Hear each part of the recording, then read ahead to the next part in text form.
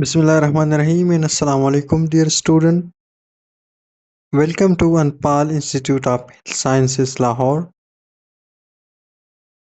Today we will discuss unit number 4 and lecture number 5 of microbiology Parsi Ine, and our topic is measles.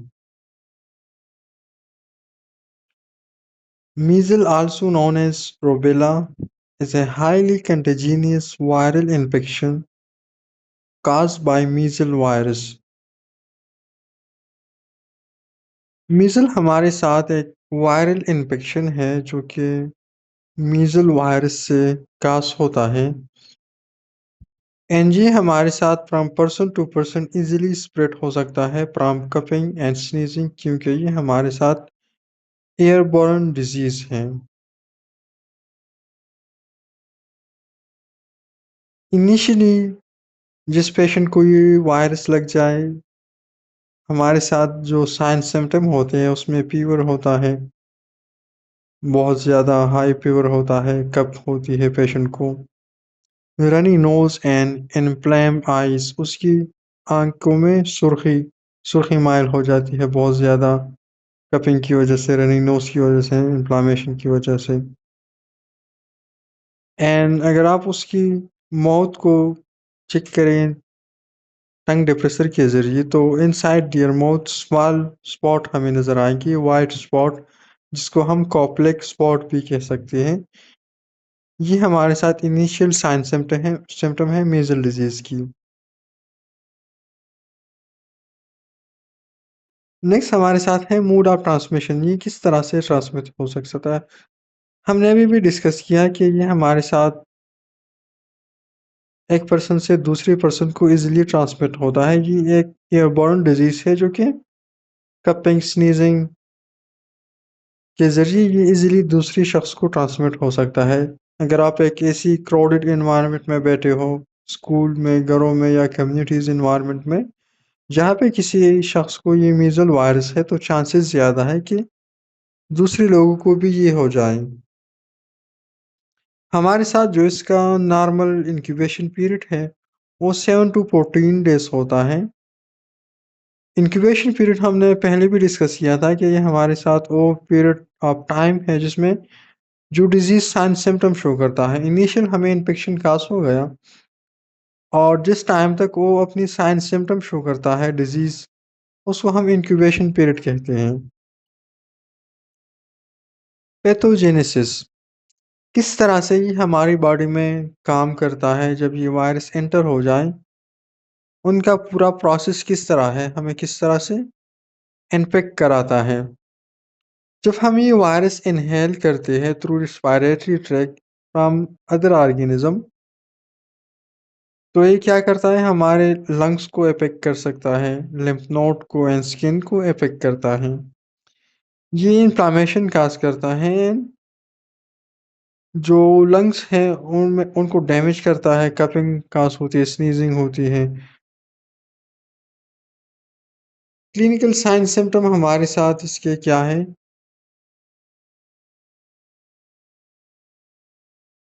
मीजल typically present with prodrome of fever, cough, runny nose and conjunctivitis. इसमें बहुत ज़्यादा high grade fever होगा, कफ होगा, runny nose and conjunctivitis, inflammation of conjunctiva, जो हमारी आंखें हैं वो लाल हो जाएंगी, उसको इन्फ्लामेशन कास हो जाएंगी। एंड मैक्यूलो पेपुलर रैशेस, हमारी स्किन के ऊपर इन्फ्लामेशन की वजह से रैशेस भी कास हो सकते हैं पूरी बॉडी पर। एंड जो कॉप्लेक्स स्पॉट हमने डिस्कस किया, ये हमारी जो माउथ है उसके अंदर थ्रोट में हमें नज़र आएगा, सॉर थ्रोट होगा पेशेंट को, एंड स्मॉल वाइट स्पॉट भी हमें नज़र आएंगे अगर हम लाइट के ज़रिए टंग डिप्रेसर के ज़रिए देखें। अगर ये हमारे साथ सिवियर हो जाए बहुत ज़्यादा तो ये निमोनिया काज कर सकता है, एनसेफेलाइटिस काज कर सकता है, inflammation of the brain. And इसकी वजह से बाज़ दफ़ा अगर प्रॉपर टाइम पे ट्रीटमेंट ना हो जाए तो पेशेंट की मौत भी वाक़या हो सकती है। इसको हम किस तरह से डायग्नोस कर सकते हैं? एक तो हम पीसीआर करते हैं, पॉलीमरेज़ चेन रिएक्शन, इसके ज़रिए हमें पता चलता है कि हाँ, या पेशेंट को ये वायरस है या नहीं है। एंड उसका जो म्यूकस होता है, उनकी सैंपल भी हम कलेक्ट करके लेबॉरेटरी में भेजते हैं कि हम एक्यूरेट डायग्नोस पता कर सकें। नेक्स्ट हमारे साथ है ट्रीटमेंट। ट्रीटमेंट में तो एक हम सिम्प्टोमेटिक ट्रीटमेंट करते हैं, अगर पेशेंट को बुखार है, कफिंग है, तो उसकी ट्रीटमेंट हम देते हैं। या तो पैरासिटामोल, एसिटामिनोफ़ेन या आइबुप्रोफेन आप प्रोवाइड करते हैं, या जो वायरल मेडिकेशन है एंटीवायरल, वो हम प्रोवाइड करते हैं पेशेंट को। एंटीबायोटिक भी उसमें दे सकते हैं अगर सेकेंडरी बैक्टीरियल इन्फेक्शन साथ में हो। इसका प्रिवेंशन किस तरह से हो सकता है? सबसे बेटर हमारे साथ है प्रिवेंशन मैकेनिज़्म, वो है वैक्सीनेशन। बच्चों को आप जो एमएमआर वैक्सीन लगता है, इसकी 3 डोज़ेज़ होती हैं, वो आप अगर टाइम पे लगा लें तो उसे फिर प्रोटेक्शन प्रोवाइड करता है इम्यून सिस्टम उसका। अगर ये वायरस किसी को लग भी जाए, तो ये इतना सीवियरली डैमेज काज़ नहीं करता।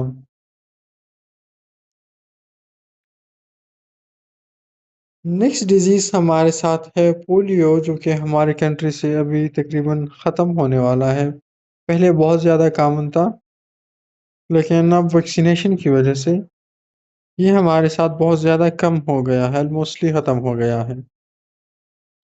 इसको हम पोलियोमाइलाइटिस भी कहते हैं, ये एक वायरल इन्फेक्शन है, जो कि वायरस से लगता है। एंड ये from one person to another person transfer हो सकता है। एंड ये मेनली हमारे साथ कौन-सी बॉडी पार्ट को अफ़ेक्ट कर सकता है? ये हमारे साथ स्पाइनल कॉर्ड को अफ़ेक्ट करता है, हमारी जो नर्व्स होती हैं, उनको अफ़ेक्ट करके पैरालिसिस काज़ करता है। फिर वो पेशेंट जो है ना, अपनी बॉडी पार्ट को मूव नहीं कर सकता, ना चल सकता है, ना प्रॉपर अपने हाथ-पाँव हिला सकता है। तो ये हमारे साथ एक सीवियर वायरल इन्फेक्शन है, और हमें चाहिए कम्युनिटी को भी गाइड करना चाहिए कि प्रॉपर टाइम पे अपने बच्चों को पोलियो के कतरे पिलाएँ।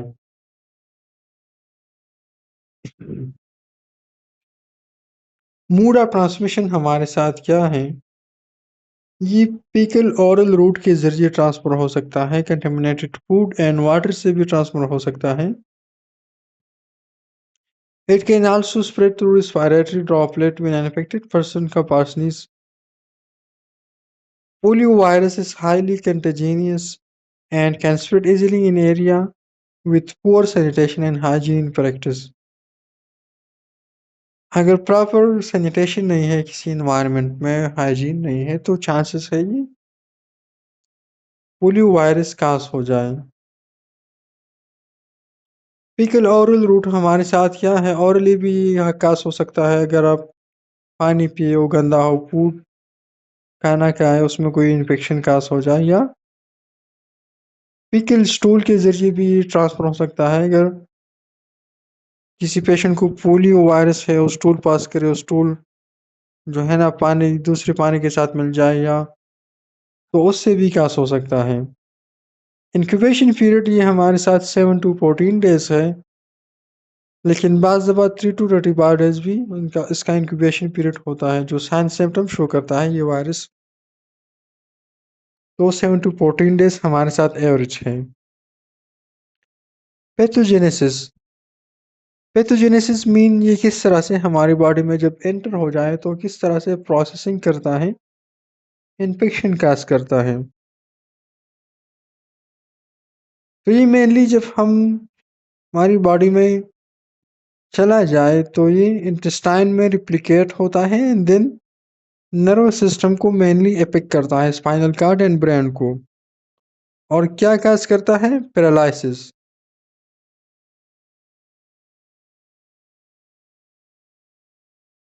क्लिनिकल सिम्पटम हमारे साथ क्या है?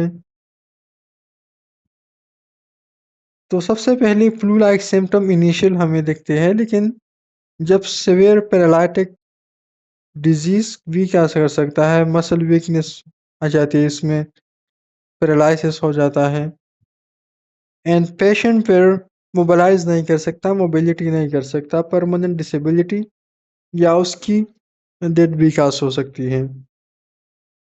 किस तरह से हम इसको डायग्नोस कर सकते हैं, डायग्नोसिस ऑफ पोलियो वायरस, तो उसके लिए भी हम पीसीआर करते हैं ताकि हम कंफर्म करें कि हाँ या पेशेंट को ये वायरल इन्फेक्शन हो गया है या नहीं। उनकी स्टूल सिंपल कलेक्ट करते हैं या ट्रॉट से सिंपल लेते हैं कि प्रॉपर हम उनको लेबॉर्ट्री में डायग्नोस कर सकें। ट्रीटमेंट हमारे साथ क्या है,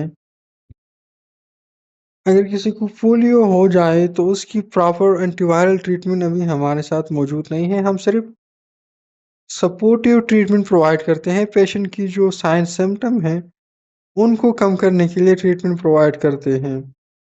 और मैनेजमेंट में हमारे साथ फिजिकल थेरेपी आती है, ब्रेसिंग एंड जो एक्सरसाइज सपोर्टिव एक्सरसाइज होते हैं वो हम पेशेंट को प्रोवाइड करते हैं। प्रिवेंशन, बेस्ट प्रिवेंशन तो आप सबको पता है कि ओरल वैक्सीनेशन है, जो हम 5 साल तक बच्चों को पोलियो के कतरे पिलाते हैं हर महीने and this is the best prevention. And second हमारे साथ है हाइजीन। हैंड हाइजीन में हमारे साथ हैंड वॉशिंग आता है, प्रॉपर सैनिटेशन आता है, safe drinking water and proper sanitation and जो फूड आप खाते हो बाहर, सब्जी वगैरह जो भी बाहर से चीज़ खरीदती है, फ्रूट्स, तो उनको प्रॉपर वॉश करके खाना चाहिए ताकि उस पे जो भी कोई जर्म्स वगैरह है वो हमारे साथ ख़त्म हो जाए। नर्सिंग मैनेजमेंट में आपने पेशेंट की डाइट के हवाले से मैनेजमेंट करनी है, प्रॉपर न्यूट्रिशियस डाइट आप प्रोवाइड करते हैं, एडिक्वेट टर्म रेगुलेशन, उनकी टेम्परेचर को प्रॉपर मेंटेन करते हैं and clear airway and breathe effectively ताकि वो पर्सन आसानी से ब्रीथिंग करें। नेक्स्ट डिजीज हमारे साथ है इन्फ्लुएंजा। इन्फ्लुएंजा को हम फ्लू भी कह सकते हैं, ये हमारे साथ एक वायरल इन्फेक्शन है। मोड ऑफ ट्रांसमिशन क्या है, कफिंग, स्नीजिंग या रेस्पिरेटरी ड्रॉपलेट के ज़रिए ये ज़्यादातर खास होता है क्योंकि ये हमारे साथ रेस्पिरेटरी ट्रैक इन्फेक्शन है। इंक्यूबेशन पीरियड हमारे साथ क्या है, 1 to 4 days ये नॉर्मल रहता है, लेकिन एवरेज जो है ना उसका 2 days होता है। पैथोजेनेसिस क्या है इसका हमारे साथ, जब हम इसको इनहेल करते हैं इस वायरस को, तो ये हमारे रिस्पायरेटरी ट्रैक सिस्टम को, जो एपिथेलियल सेल है अपर रिस्पायरेटरी ट्रैक के, उसको अफेक्ट करके इन्फ्लामेशन एंड इन्फेक्शन काज करता है। फिर पेशेंट को बुखार होता है, कफिंग होती है, sore throat, runny nose, body aches होती है, फटीग होता है, थकावट होती है पूरी बॉडी में, वो कहता है कि मुझे दर्द हो रहा है एंड हेडेक, सर दर्द भी पेशेंट को होता है। तो ये सारी उसकी साइन सिम्टम हैं। हम किस तरह से उसको डायग्नोस कर सकते हैं, डायग्नोसिस क्या है, पीसीआर है हमारे साथ, उसके ज़रिए हम इजीली डायग्नोस कर सकते हैं और जो उनकी सिंपल कलेक्शन है रिस्पायरेटरी ट्रैक से, उसके ज़रिए हम एक्यूरेट डायग्नोस कर सकते हैं। ट्रीटमेंट में हम एंटीवायरल देते हैं पेशेंट को एंड जो सपोर्टिव ट्रीटमेंट है वो प्रोवाइड करते हैं। एंटीवायरल में हमारे साथ ओज़ेल्टामिविर है, ज़नामिविर है एंड दूसरा क्या है, बेलोज़विर, मेरबोक्सिल। ये डॉक्टर फिर डिसाइड करता है कि कौन सा एंटीवायरल पेशेंट को देना चाहिए।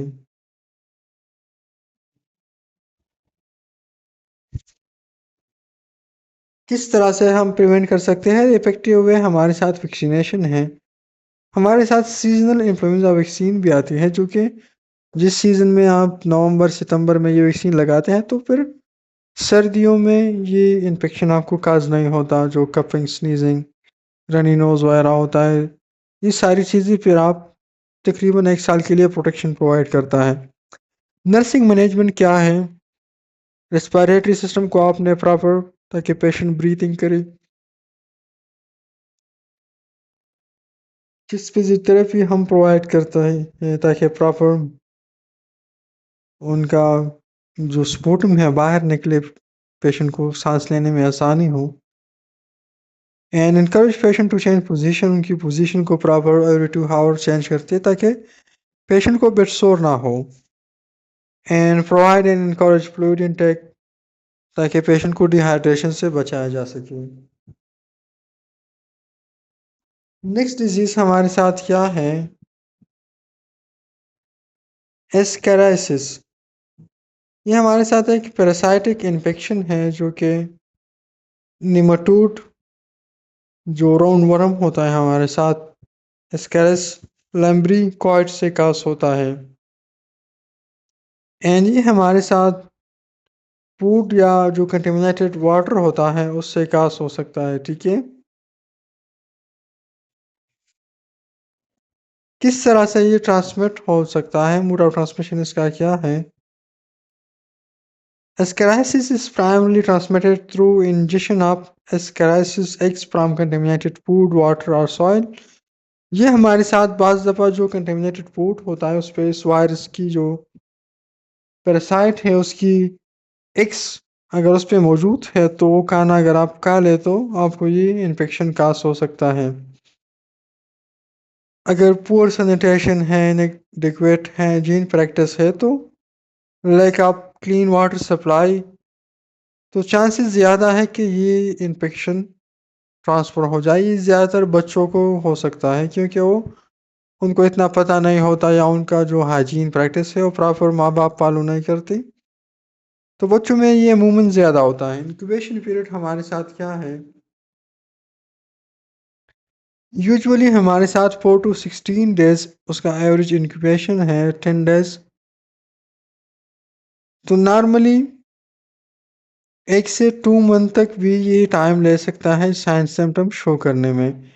पैथोजेनेसिस क्या है? ये वर्म हमारे साथ स्मॉल इंटेस्टाइन में जाके ऑब्स्ट्रक्शन इन्फ्लामेशन काज करता है जो कि फिर अब्डोमिनल पेन होता है, पेशेंट को diarrhoea, vomiting and nutritional deficiency. जाहिर सी बात है इंटेस्टाइन अगर एपिक हो तो फिर प्रॉपर जो फूड है उसकी अब्जॉर्प्शन नहीं होती और पेशेंट को न्यूट्रिशनल डिफिशिएंसी होती है। अगर ये हमारे साथ लंग में माइग्रेट करे तो रेस्पिरेटरी ट्रैक जो है रेस्पिरेटरी सिम्टम भी शो करता है, coughing, wheezing, pneumonia like symptom, तो ये भी शो कर सकता है। क्लिनिकल सिम्टम हमारे साथ क्या है? Abdominal pain, nausea, vomiting, diarrhoea, constipation. अगर पेशेंट स्टूल पास करे उसमें हमारे साथ वर्म्स हो गए, coughing, sneezing, fatigue and weakness, weight loss and allergic reaction कास हो सकता है। किस तरह से हम डायग्नोस कर सकते हैं इसको? हम पेशेंट से फीकल सैंपल कलेक्ट करके उसको अंडर माइक्रोस्कोपिक एग्जामिनेशन चेक करते हैं कि आया पेशेंट में ये इन्फेक्शन तो नहीं है।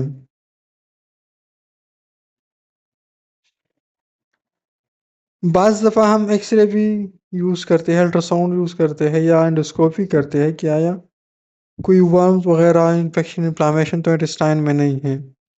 ट्रीटमेंट हमारे साथ जो एंटी एलिमेंटिक ड्रग होती है सच एज एल्बेंडाजोल, मेबेंडाजोल, तो ये हम पेशेंट को प्रोवाइड करते हैं और उनकी प्रॉपर सैनिटेशन पे, हैंड हाइजीन पे, जो फूड हम पेशेंट को प्रोवाइड करते हैं तो वो भी प्रॉपर क्लीन होना चाहिए। और जो स्टूल पेशेंट पास करता है, पीसीस पास करता है, तो उसकी भी प्रॉपर डिस्पोजल होना चाहिए ताकि किसी दूसरे शख्स को वो इन्फेक्शन काज ना हो जाए। प्रिवेंशन हमारे साथ क्या क्या है? सैनिटेशन है सबसे पहले, हाइजीन प्रैक्टिस है, proper disposal of pieces, avoiding injection of contaminated food, water और सॉइल। प्रॉपर हमें सैनिटेशन पे काम करना चाहिए, हेल्थ एजुकेशन पे काम करना चाहिए कम्युनिटी की कि किस तरह से इससे बचा जा सकता है।